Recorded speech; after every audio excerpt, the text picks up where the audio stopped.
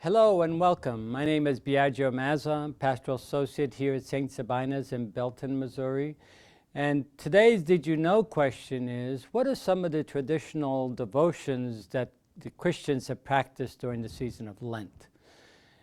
And as we begin Lent on Ash Wednesday, we are encouraged through the readings to exercise three particular devotions. The devotion of prayer, which deepens our relationship with God, the devotion of fasting, which enables us to exercise some discipline in our lives, and the exercise of almsgiving, to show care and concern for others. And these were the traditional practices that came out of the Jewish tradition in their devotional practices to God, and we as Christians took those over and formed them into our own practices and devotions, and they were especially highlighted during the season of Lent.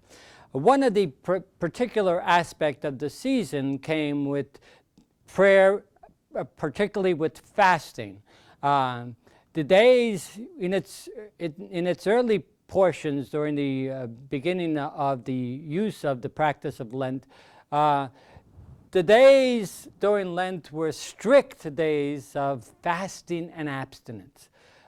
This meant only one main meal with just few little snacks during the other portions of the day, but primarily one main meal and no meat at all for all 40 days.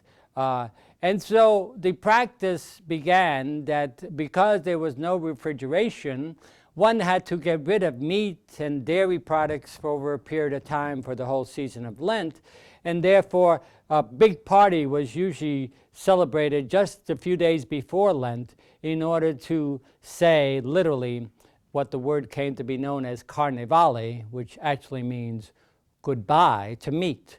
So they had this big celebration in order to empty out their cupboards of all that would distract them during the season of fast and abstinence.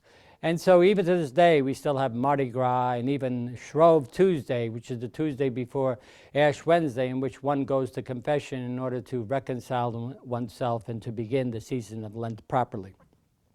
Other devotions that have been practiced during this season are the Stations of the Cross. Now, the Stations of the Cross were originally begun in the Holy Land, and what would happen is you would actually trace the route of Jesus' passion, death, and his resurrection.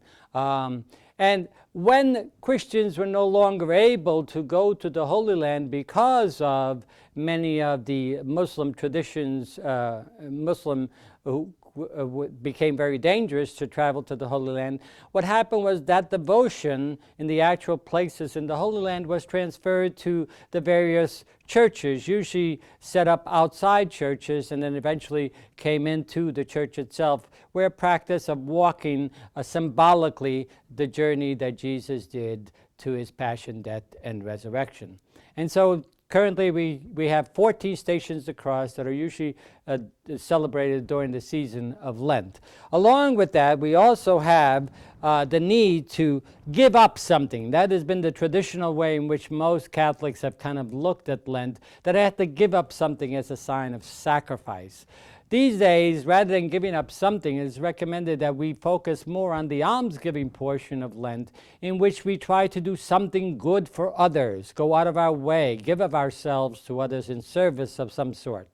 And so as a result of that, the giving up is not so much, that I give a candy so I can gorge myself after Easter, but rather that I do something to set my life back in line with Christ. And that's exactly what the whole season of Lent is all about. The whole season of Lent is to renew our commitment to our relationship with Christ and to examine our lives to say, how have we been faithful to that, and where do we need God's help to grow and to deepen in that relationship with Christ?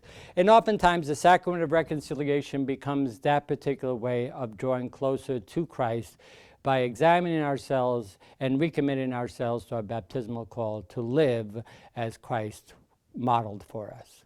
So I hope this answered some of the traditional devotions that we as Christians practice during Lent, and hopefully you will come back to more of these Did You Know questions so that you could explore more of your faith and come to greater knowledge of your faith and grow in your faith formation.